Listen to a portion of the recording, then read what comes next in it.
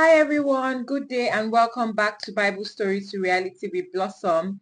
On today's episode, I'll be reviewing the chapter Genesis 21 in continuation of the series Read the Bible with Me. Now, I'll be telling you about the lessons therein, and the first lesson in it is that God doesn't give you the timing of his promise. Now, in Genesis 21, Sarah gives birth to Isaac, and the Bible records that it happened when Abraham was very old. What is most striking about Isaac's birth is the Bible says that he was born at the time the Lord said he would be born. This tells us that God has a timing for everything that happens in our lives. It calls us to be patient while waiting for God's plan to be made manifest in our lives. God is perfect and he's always on time. We must learn to rest in his timing and in his capacity to bet his promise by himself without rushing him or trying to get ahead of him. Now, God had already given the promise to Abraham and Sarah that they were going to bet Isaac. And we know that in previous chapters, Sarah laughed. Abraham was worried, like, with the son come.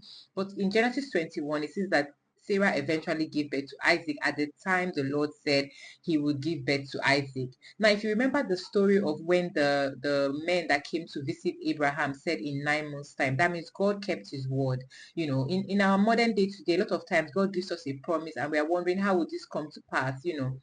Sometimes we like to go ahead of God. We like to, try to achieve those purposes on our own power and our mind. But then this particular chapter is calling us to rest in the timing of the Lord. If he gave the promise, he's going to do it by himself for his glory and for his name's sake. Now, the next lesson for Genesis 21 is that learn to seek God's counsel in everything. Now, after Isaac's birth, Sarah told Abraham to send Hagar and Ishmael away because she didn't want Ishmael to partake of Abraham's wealth. This troubled Abraham a lot, so he went to have the conversation with God first before doing anything about it. Abraham showed that he was a man who had a relationship with God, and this is the kind of relationship God seeks to build with each and every one of us. Whatever troubles you, he desires that you bring it to him first. Now, obviously, Ishmael was Abraham's son from Hagar, and Sarah saying that she didn't want them around again troubled Abraham. But instead of just jumping to go and do what Sarah did, Abraham went to discuss with the Lord first.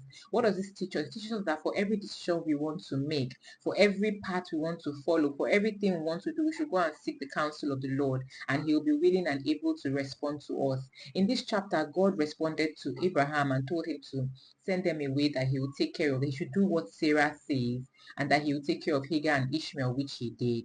Now, the next lesson from Genesis 21 is that God takes care of everyone. Although Ishmael wasn't the one who would bring the promise, God still showcased his love for him by hearing the cry of Ishmael and Hagar in the wilderness. The Bible records that God opened the eyes of Hagar to see a well such that she fetched from it to take care of her son until he married. This showcases God providing for every one of his creation, regardless of the circumstances through which Ishmael was born, as well as the seeming unfairness to Hagar by Sarah. Now, what is most striking about this is that although God agreed and said, okay, let's Hagar and Ishmael go, he still provided for them throughout their journey. Now, it shows us that it doesn't matter your situation, your circumstance, as long as you're in God, you're with God, you depend on him, he will supply for you. He will provide for you. He takes into account every single soul on earth who believes in him. So this is calling us to a place of believing in God, trusting in him, having a relationship with him, seeking his counsel. Even Hagar and Ishmael sought the Lord when they went to the wilderness, and the Lord came to them and promised and gave them a well through which they were provided for, and they never lacked. Now, the next lesson for Genesis chapter 21 is that you experience adversity even when you are a child of God. Although it had been clear that Abraham was held by the Lord, Genesis 21 records that a well Abraham dug was being contested for by men who lived under the rulership of Abimelech.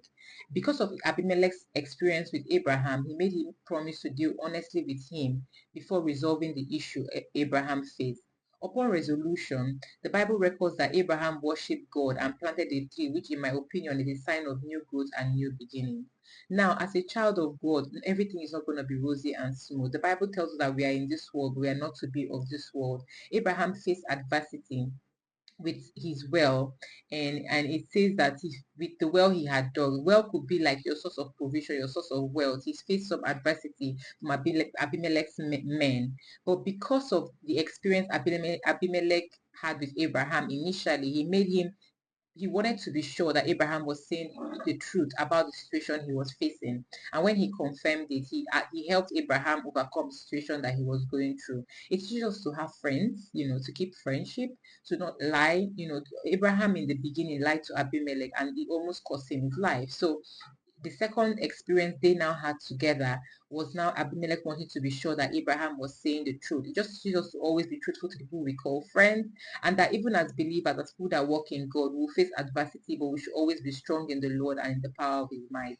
I pray that you are blessed by this chapter. Do have a great day. Bye.